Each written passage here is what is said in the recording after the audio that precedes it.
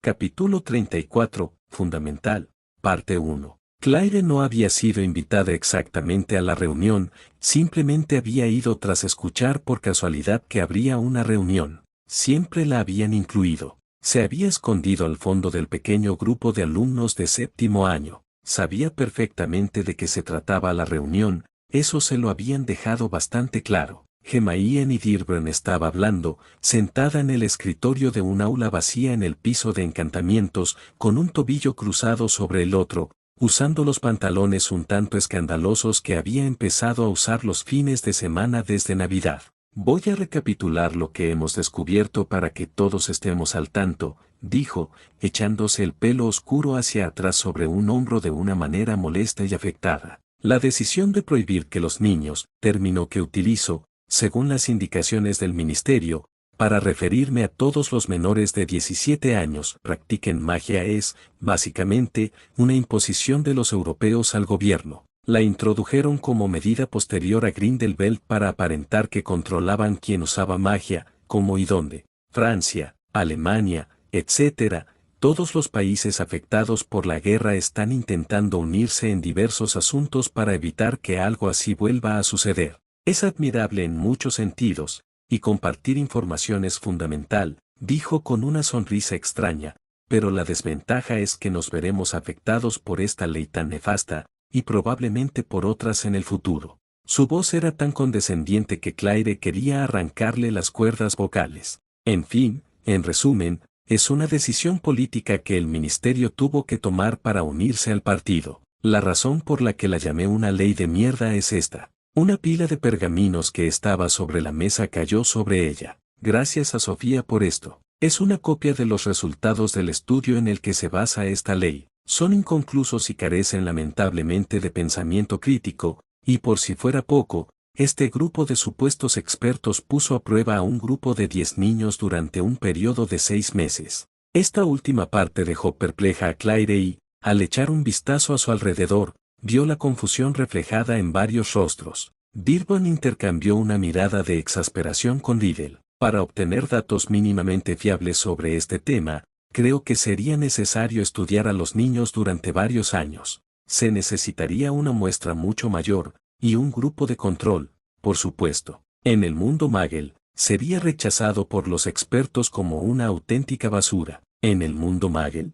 interrumpió Elaine Foley, frunciendo el ceño. La chica de Slytherin esbozó una mueca de desprecio. Sí, respondió Dearborn, sonriendo con picardía, como si hubiera estado esperando este momento. Los Muggles tienen métodos de investigación muy superiores a los nuestros. Son controlados, rigurosos y eficaces. Se llama ciencia, y con ella han logrado cosas realmente extraordinarias. Intenta ponerte al día con los acontecimientos de los últimos 100 años, Foley. Claire notó que Tom Riddle miraba a Hermione con una expresión que solo podía describirse como adulación. Frunció el ceño, antes había dicho cosas verdaderamente atroces sobre los Muggles en su presencia. Quizás simplemente disfrutaba viendo a Hermione destrozar a alguien, pero el argumento de que es peligroso parece haberse apoderado de la imaginación de la gente y va a ser muy difícil combatirlo. Tengo algunas ideas, pero primero hablemos del otro argumento, más convincente, que la desigualdad en este mundo se perpetúa por el hecho de que los niños nacidos de Muggles no saben nada de magia antes de cumplir 11 años. En mi opinión, eso es un problema, y antes de poder combatir esta ley con argumentos científicos, necesitamos tener un plan viable para abordarlo. Esto dio pie a una larga discusión, a la que Claire prestó poca atención mientras observaba a Hermione Dearborn. Había aprendido a ignorarla, ese tipo de conversación solía amargarla y resentirla por esa fea mancha de barro en su propia sangre, una mancha a la que culpaba de tantas cosas. En cambio, observó cómo el grupo de estudiantes más selectos de Hogwarts, con representantes de las 4 casas, escuchaban a su rival de una manera que Claire solo les había visto escuchar a Tom. Examinó la leve tensión que delataba los nervios y que se posaba como una manta sobre los hombros de la joven, bien disimulada, pero no del todo oculta para alguien que la había estudiado durante tanto tiempo. ¿Pero no lo roban?, preguntó Roger Crabbe, frunciendo el ceño. Claire se puso rígida. Era algo que la gente solo decía en susurros. Pero Hermione Dearborn se rió. ¿Cómo? Preguntó con sarcasmo. ¿Podría un niño sin poderes mágicos robar magia sin usarlo? El chico con forma de roca se sonrojó. Sí, eso es lo que nos dijeron. ¿Tú también crees en Babity Davity? Le preguntó Sofía. En serio, Roy, madura. Hay tantos problemas reales con los nacidos de Muggles, ¿podemos limitarnos a hablar de esos? Uno de ellos, dijo Tom por primera vez, y Claire sintió ese extraño escalofrío, junto con un anhelo de escuchar, de que la notara, de obedecer, que siempre sentía al oír su voz grave y sibilante, es el peligro de ser descubierto. A diferencia de Hermione, no sigo mucho la actualidad Muggle, pero como muchos sabéis, crecí en ese mundo, y me encontré con muy poca gente, si acaso alguna, que perdonara el poder que poseemos. Las cacerías de brujas ya no ocurren, pero solo por falta de fe. Las demostraciones de magia salvaje en la infancia son peligrosas, contárselo a los padres es peligroso, los niños, incluso los adultos, con demasiado contacto son peligrosos. Hay muchísimos más que nosotros. No deseo ser esclavizado ni utilizado por mi poder, ni ser perseguido por él. Tradicionalmente, muchas familias acogían a niños de sangre sucia y los adoptaban como propios. Crecieron con nuestras tradiciones, en nuestro mundo. Pero están sucios, protestó Roger Crabbe de nuevo. Son una especie diferente. No lo son, interrumpió Hermione Dearborn. De verdad que no. Personalmente, creo que es aún más extraordinario que alguien pueda nacer con magia de padres no mágicos. ¿No crees que es algo especial, algo que deberíamos valorar? Todos los seres mágicos son sagrados, Roger, y las personas sin magia siguen siendo personas. Los había perdido, Claire pudo ver, y eso la hizo sonreír. ¿Por qué defiendes con tanta vehemencia a los nacidos de Muggles, Dearborn? Interrumpió ella. Por muchísimas buenas razones.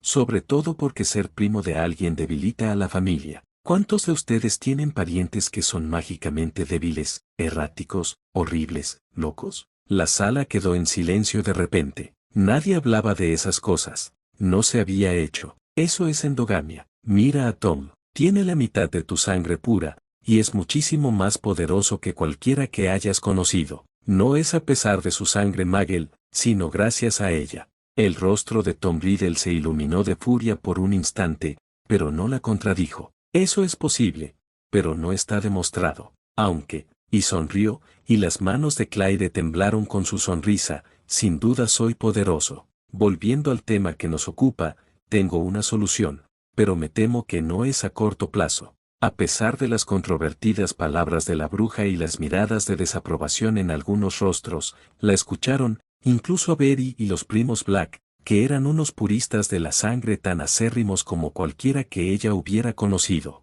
Tendremos que encargar un estudio alternativo, a gran escala y que se lleve a cabo durante varios años. Quiero que haya adeptos estudiando a niños en todos los países donde la magia está prohibida fuera de la escuela y un número igual en países donde la magia es legal. Su herencia, condición física, rendimiento académico y poderes se estudiarán durante al menos 5 años. Si todo sale según lo previsto y encuentro suficientes adeptos de mente abierta, en 20 o más países. Necesitamos analizar los efectos a corto y largo plazo en miles de niños, no solo en 10 de una comunidad devastada por la guerra. Bueno, dijo Sofía Selwyn tras una pausa atónita, no se hacen las cosas a medias. ¿Quién va a pagar por esto? Voy a solicitar financiación al ministerio. Supongo que la denegarán, pero cuando lo hagan, podremos hablar con el profeta. Yo me encargaré de los gastos de instalación y de los laboratorios. Mi padre ya está hablando con varios investigadores de renombre para reclutar personal.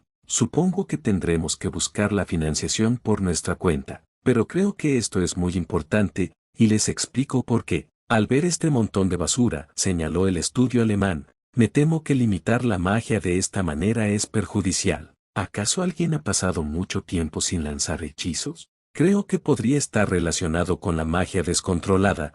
Por lo que sé, los niños nacidos de Muggles tienen una tasa mucho mayor de magia accidental dañina, y creo que es porque no tienen una vía de escape adecuada. Si ese es el caso, entonces la importancia de este estudio es innegable, al igual que la importancia de encontrar una solución a estos 11 años de ignorancia. niños con poderes mágicos, se han matado con magia accidental. No podemos permitir que eso suceda. Hermione apenas prestó atención a la discusión posterior sobre la financiación y qué padres estarían más dispuestos a donar para un tipo de investigación tan radicalmente nueva. Había logrado una victoria tremenda, una especie de pequeña iluminación, y eso era suficiente por ahora. Además, al ver a Tom debatir con sus compañeros, aunque no lo eran en absoluto, le sorprendió lo poco que le importaba lo que él llegaría a hacer. Ya estaba cementado. Tan solo 2 días antes, Hermione se había despertado y se había dado cuenta de que levantarse de la cama le parecía inútil, así que se había quedado allí,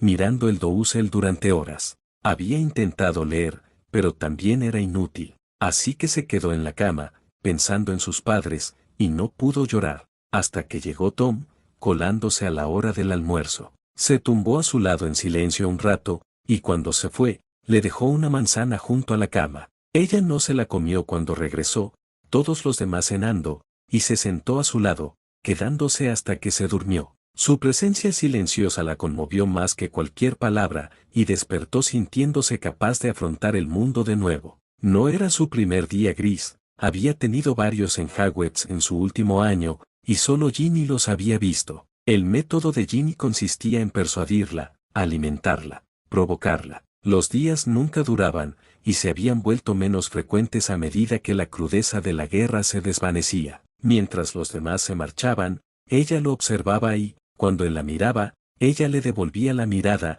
y la habitación se alejaba hacia un lugar menos interesante. Ella lo deseaba, todo de él. Cuando se marcharon, se deslizó sobre el escritorio, con la cabeza ladeada. Su cabello oscuro estaba impecable, la túnica planchada y el rostro sereno. Solo el brillo malicioso en sus ojos oscuros y la leve sonrisa burlona en la comisura izquierda de sus labios delataban su humanidad.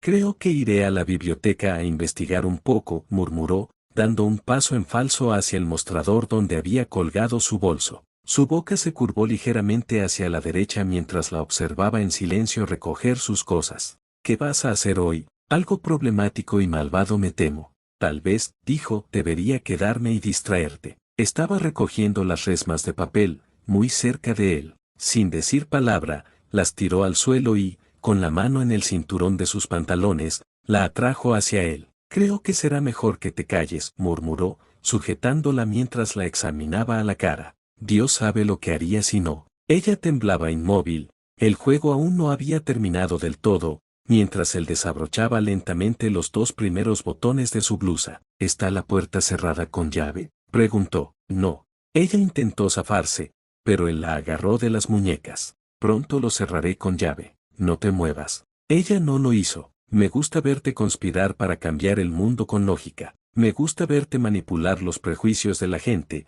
le dijo, deslizando lentamente un dedo por la piel de su espalda, bajo la tela de su camisa. Me gusta verte destrozar a esos idiotas. Son los idiotas que tú elijas. Él sonrió con picardía, pero no respondió, simplemente la atrajo entre sus piernas, apretando sus quederes con las rodillas. Aún no la había besado, pero ella sentía suficiente curiosidad como para esperar y jugar a ser el ratón de su gato. Te quiero, dijo finalmente, como es debido, a ti por completo, hoy mismo. Ella exhaló sorprendida. Era hora de tomar una decisión, pero sin darse cuenta, ya la había tomado. El engaño no le sentaba bien, en realidad. No en este caso, cuando tanto le importaba. Te deseo. Pero primero, hizo una pausa buscando las palabras. Creo que es hora de que te cuente mi secreto. No podía dar ese paso sin que él lo supiera, sin saber si le importaba. Eso sí, tienes que hacer un voto de secreto. No confías en mí, Hermione. No es solo mi secreto. Dumbledore había falsificado su partida de nacimiento. Cerdic también estaba implicado. Y ella confiaba en él, en general. Habían luchado codo con codo y habían matado a 2 hombres. He confiado en ti con todo lo que he podido. Era cierto, y tal vez lo oyó porque, en respuesta, extendió su varita. Sin un vinculador, no podían hacer un juramento inquebrantable, pero esto era lo mejor que podían hacer. ¿Jura usted no repetir lo que estoy a punto de contarle a nadie, en ningún idioma ni por escrito, para insinuar deliberadamente o intentar de cualquier otra forma llevar a alguien a descubrir este asunto, lo juro por mi magia. Un hilo de luz dorada brotó de su varita, rodeando ambas muñecas antes de desvanecerse. Ella sintió su calor penetrar en su brazo y respiró hondo. Ánimo, querido corazón, soy adoptada. Mis padres, rió, con un tono ligeramente loco incluso para sus propios oídos, mis padres eran muggles. Fueron, no son, fueron, volverán a ser, luego no serán. Apartó el pensamiento, la niebla gris que siguió a esos pensamientos era una prisión vacía y sin sentido. Lo que sintió fue alivio, una libertad absoluta e inquebrantable, una mentira menos. Tom no dijo nada, pero tampoco se movió. Su rostro se había quedado más inexpresivo que nunca. Así que ahora ya lo sabes, dijo ella, y comenzó a alejarse. Él apretó las rodillas con más fuerza, sujetándola, pero cualquier cosa que pudiera haber dicho quedó interrumpida por la risa ahogada que resonó al fondo de la sala.